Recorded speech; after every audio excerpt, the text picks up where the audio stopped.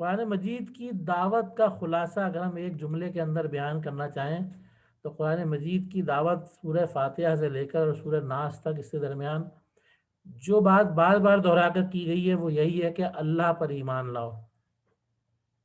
اللہ پر ایمان دین کا بنیادی جزو ہے۔ اللہ ہماری نظروں کے سامنے نہیں ہے، ہم اسے نہیں دیکھ سکتے ہیں، وہ غائب ہے، اور اسی لیے اللہ پر ایمان ایمان بالغیب میں شامل ہے۔ لیکن قرآن مجید میں ہدایت کے لیے ایمان بالغیب بنیادی اہمیت رکھتا ہے۔ اس کے بغیر قرآن مجید سے ہدایت حاصل نہیں ہو سکتی۔ قرآن مجید کے آغاز میں ہی سورہ بقرہ میں اللہ تعالیٰ نے فرمایا ہے کہ الف لام میم ذالک الکتاب لا ریب فیہ ھدی للمتقین الذین یؤمنون بالغیب، کہ یہ کتاب جس میں کوئی شک کی جگہ نہیں ہے، یہ متقین کے لیے ہدایت ہے۔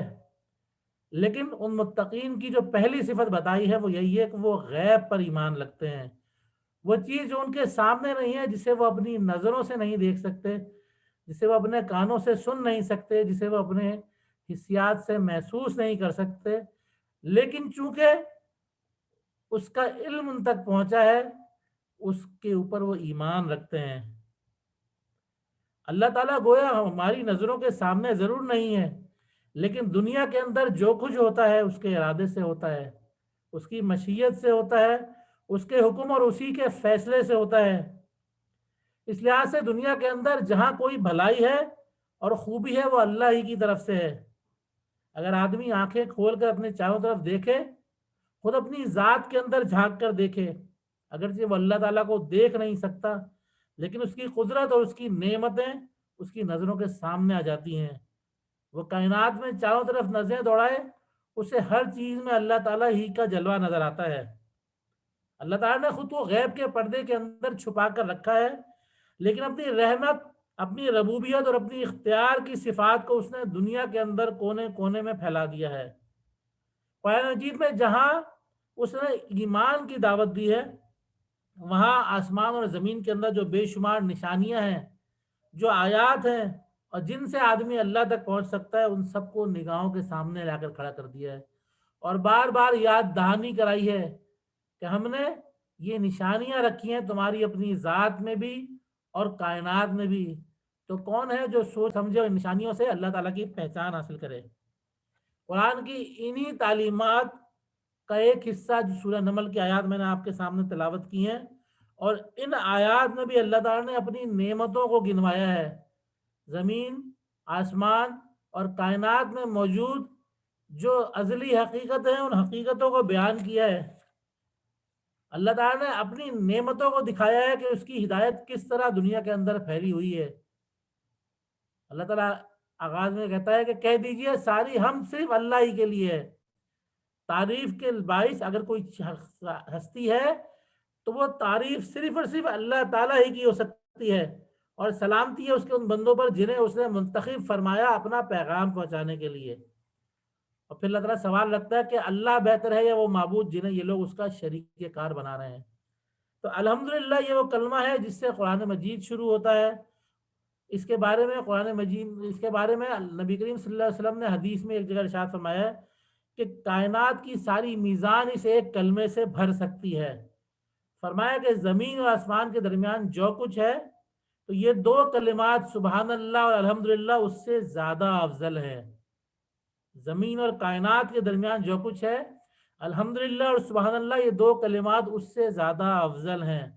تو اگر غور کریں تو در حقیقت توحید اور ایمان کی ساری دعوت انہی دو الفاظ کے اندر پوشیدہ ہے۔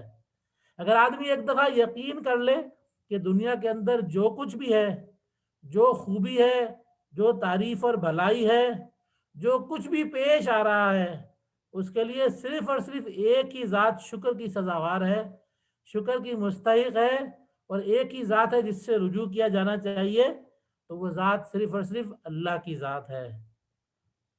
یہ یقین ہر طرح کے شرک اور ہر طرح کی گمراہی کی جڑ کاٹ کر رکھ دیتا ہے۔ معلوم ہو جاتا ہے کہ سائنس، ٹیکنالوجی، بت، سورج، چاند یا کسی بھی انسان کی کوئی حیثیت نہیں ہے جس کسی کو جو مقام ملا ہے وہ اللہ کے دینے سے ملا ہے، جس کسی کی کوئی حیثیت ہے وہ تو صرف اللہ ہی کی حیثیت ہے، اور اللہ نے جس کو دی ہے وہ حیثیت دی ہے۔ کسی کے کرنے سے کچھ نہیں ہوتا، جو ہوتا ہے وہ صرف اللہ کے کرنے سے ہوتا ہے۔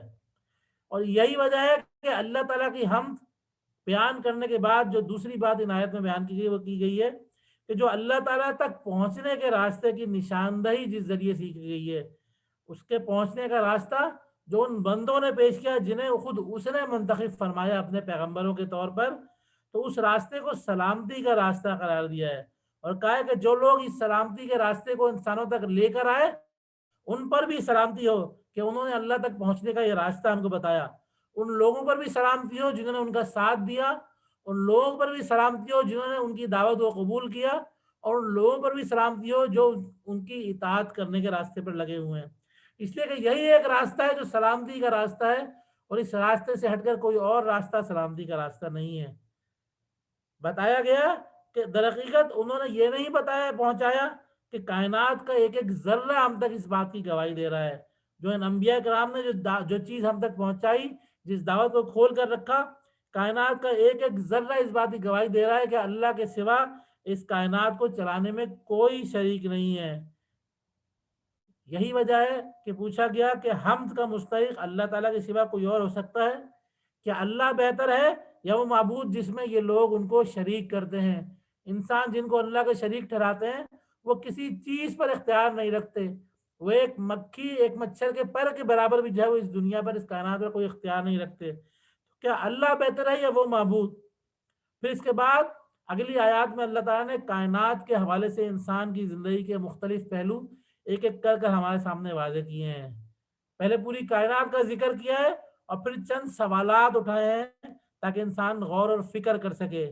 اللہ تعالیٰ فرماتا ہے امن خلق السماوات والارض، بھلا کس نے بنایا یہ آسمان اور زمین، وانزل لکم من السماء ماء، اور کون ہے جس نے تمہارے لیے آسمان سے پانی اتارا، فانبتنا بھی حدائق ذات بہجہ، ہم نے یہ طرح طرح کے رونق والے باغ اگائے ہیں، ما کان لکم ان تنبتوا شجرا، یہ تمہارا کام نہ تھا کہ تم ان درختوں کو اگاتے۔ تو اللہ تعالیٰ نے انسان کے سامنے سوال رکھا ہے کہ یہ جو آسمان اور زمین تمہارے چاروں طرف پھیلے ہوئے ہیں، اور جو آسمان سے پانی اترتا ہے اور اس کے بعد یہ جو ہے سبزہ زمین میں نکلتا ہے، یہ درخت جو تمہیں چاروں طرف پھیلے ہوئے ہیں جو چاروں طرف لہلاتے ہیں اور تمہاری غذا کا اور دیگر فائدے کا سبب بنتے ہیں، تو یہ کس نے بنائے ہیں؟ تم خود تو اس کو اگانے والے نہ تھے۔ اللہ کے سوا اور کون ہے کہ جو یہ کام کرتا ہے؟ اور اسی لیے اللہ تعالیٰ فرماتا ہے الہ مع اللہ، کہ اللہ کے سوا کوئی اور معبود ہے جس نے یہ کام کیا ہو، جس نے آسمان اور زمین بنائے ہو، جس نے یہ نظام جو ہے بنایا ہو کہ جس نظام کے تحت زمین پر زندگی کا یہ سسٹم چلتا ہے، جس نظام کے تحت یہ درخت قائم ہوتے ہیں؟ اگر کوئی اور معبود ہے جو ان کاموں کے لیے حمد اور تعریف کا مستحق ہو، جس کی بندگی کی جائے اور جس کا ایمان لائے، در حقیقت ایسی کوئی ہستی موجود نہیں ہے۔ تو جو لوگ اس کے باوجود اللہ تعالیٰ کو جھٹلاتے ہیں، جو اللہ تعالیٰ کے اوپر ایمان نہیں رکھتے، جو اللہ تعالیٰ کی بندگی کا راستہ اختیار نہیں کرتے، تو اللہ تعالیٰ فرماتا ہے بل ہم قوم یعدلون، یہی وہ لوگ ہیں جو رائے راست سے ہٹ کر چلے جا رہے ہیں۔ اس کے علاوہ اور کون سا سیدھا راستہ ہے جس کی طرف وہ جانا چاہتے ہیں؟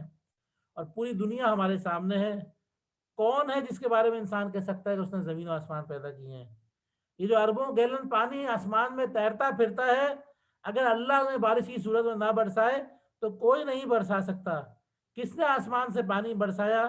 زمین کے اندر لوگ بیج ڈالتے ہیں، کھیتیاں بعض اگتی ہیں بعض نہیں اگتی ہیں۔ وہ کون ہے جو کھیتیاں فصلیں اور درخت اگاتا ہے؟ اور جنگلوں میں کون ہے جس نے جو ہے بیج ڈالے اور جو ہے یہ بڑے بڑے درخت جو ہے وہ اگا دیے؟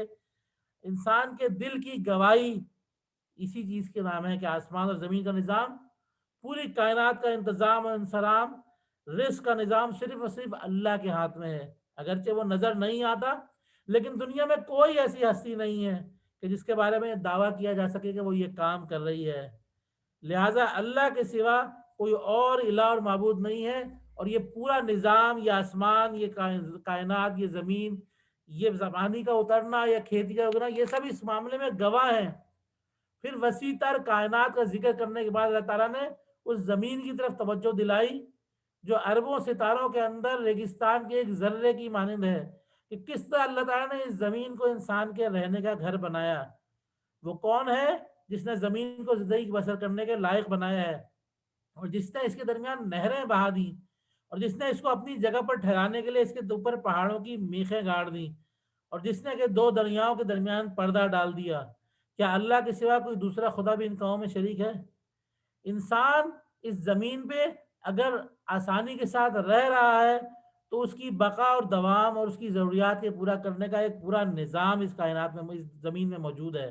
اللہ تعالیٰ نے اس زمین کے درجہ حرارت کو انسان کے رہنے کے موافق بنایا ہے، اس کی آب و ہوا ایسی بنائی ہے کہ اس میں انسان آسانی کے ساتھ زندگی گزر بسر کر سکے، اپنی غذا حاصل کر سکے، اپنے معاشی اور دیگر معاملات کو انجام دے سکے۔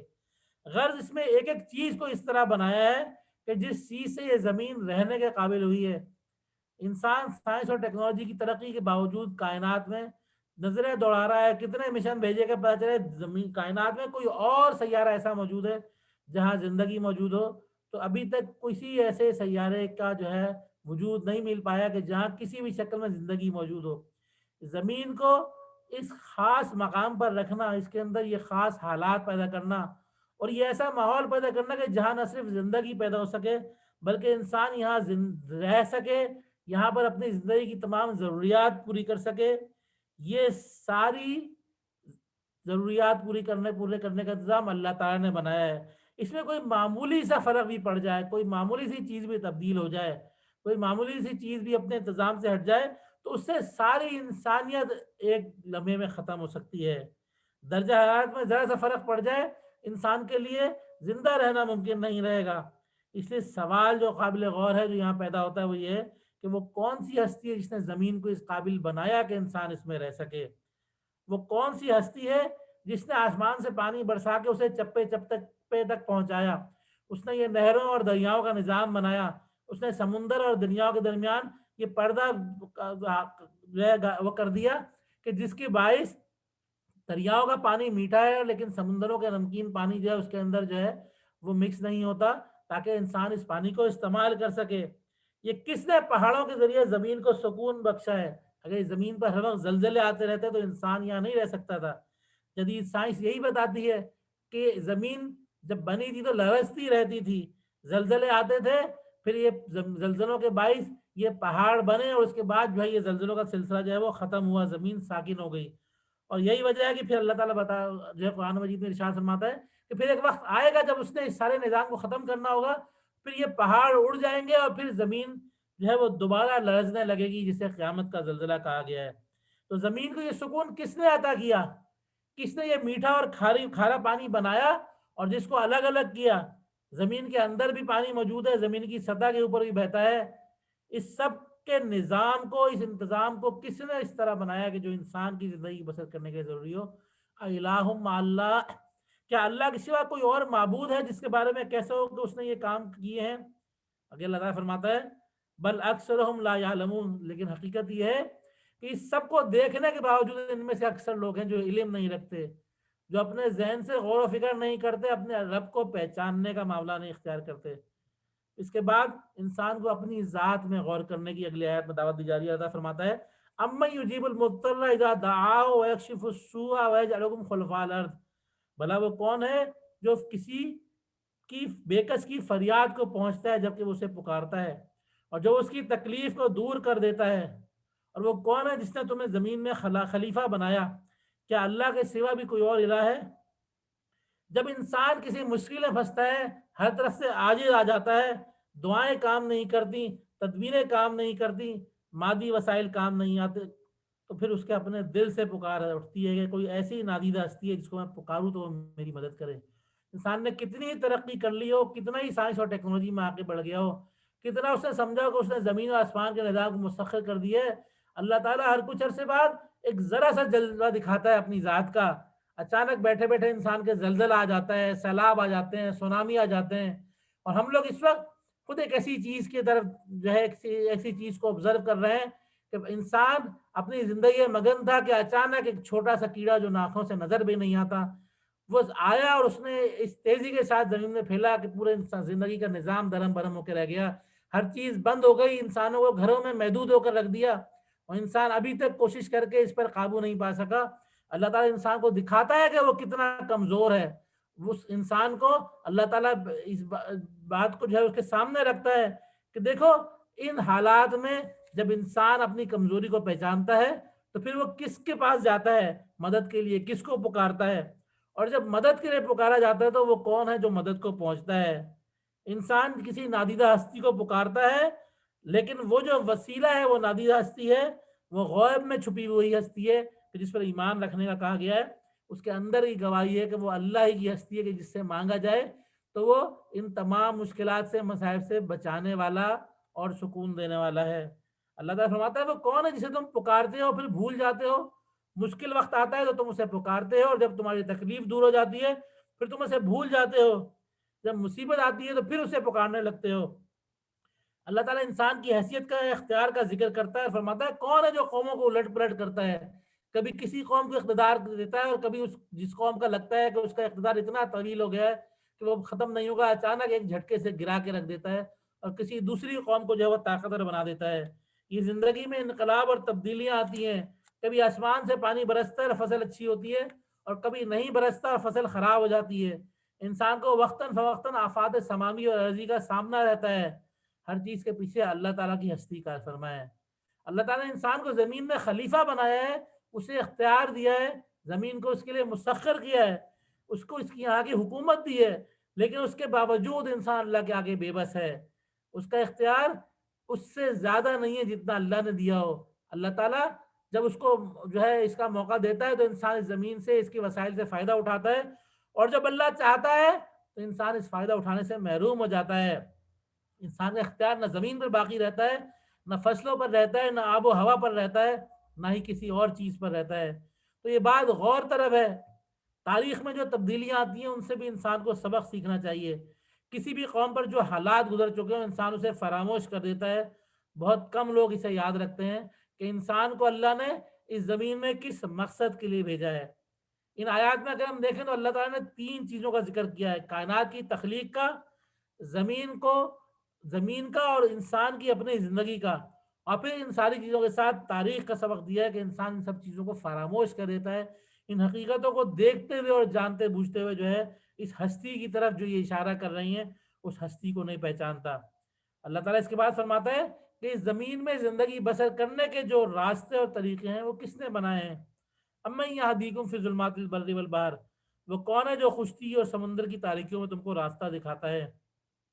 ومن یرسل الریاح بشرا بین یدی رحمتہ، اور وہ کون ہے کہ جو اپنی رحمت کے آگے ہواؤں کی خوشخبری لے کر بھیجتا ہے؟ کیا اس کے سوا کوئی دوسرا خدا ہے؟ الہ مع اللہ، تعالی اللہ عما یشرکون، اللہ تعالیٰ بہت بالا اور برتر ہے اس شرک سے جو یہ لوگ کرتے ہیں۔ رات کے وقت سمندر میں تاریکی ہوتی ہے، مگر اس تاریکی میں جہاز اور کشتیاں چلتی ہیں۔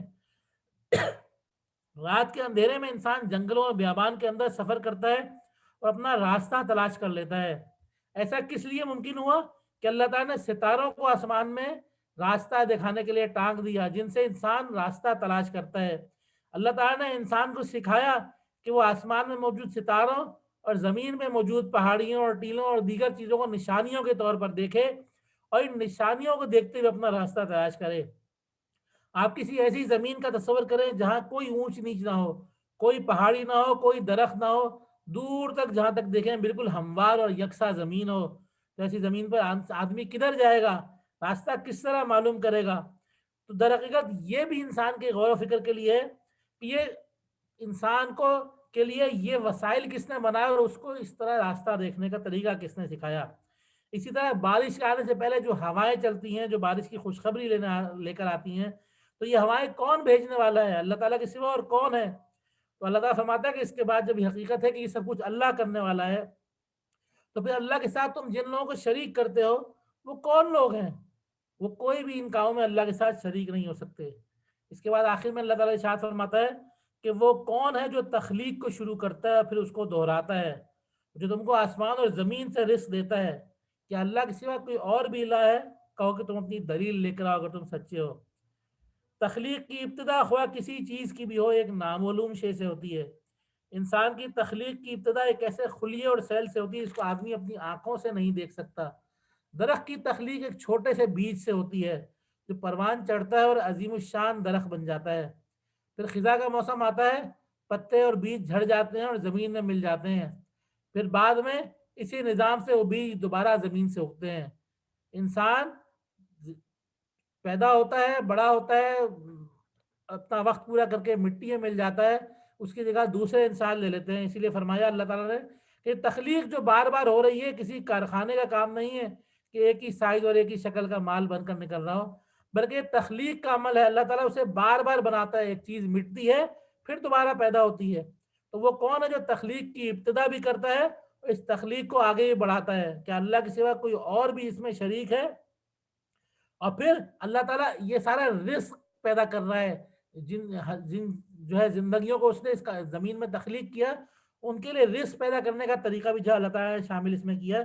تو یہ اللہ کے سوا کون تمہیں عطا کرتا ہے؟ کہ اللہ کے سوا کوئی اور معبود ہے جو دینے والا ہے؟ یہ ساری آیات جو میں نے آپ کے سامنے رکھی ہیں اور جن کی تشریح آپ کے سامنے بیان کی، اگرچہ مختصر آیات ہیں لیکن آیات میں توحید کا پورا سبق موجود ہے. اللہ تعالیٰ آنکھوں سے تو نظر نہیں آتا، لیکن اس کی ربوبیت، اس کی قدرت، اس کا اختیار، اس کی بخشی ہوئی نعمتیں یہ سب یاد دلاتی ہیں کہ صرف وہی اکیلا ہے جو شکر کا، حمد کا اور تعریف کا مستحق ہے. اس کے علاوہ کوئی اور اس کا مستحق نہیں ہے. تو جب آدمی اپنے دل میں اس چیز کو کنفرم کر لے تو پھر آدمی یہ نہیں سوچ سکتا کہ کیا اس اللہ کے سوا کسی اور پر ایمان لایا جا سکتا ہے، اس کے سوا کسی اور کی بندگی کی جا سکتی ہے، اس کے سوا کسی اور کا شکر ادا کیا جا سکتا ہے، اس کے سوا کسی اور کو اس کائنات میں اختیار کا مالک سمجھا جائے یا کسی اور کو نفع و نقصان پہنچانے والا سمجھا جائے. یہ سب صرف اور صرف اسی کی ذات ہے جس کے ساتھ یہ ساری چیزیں جو ہیں لگی ہوئی ہیں.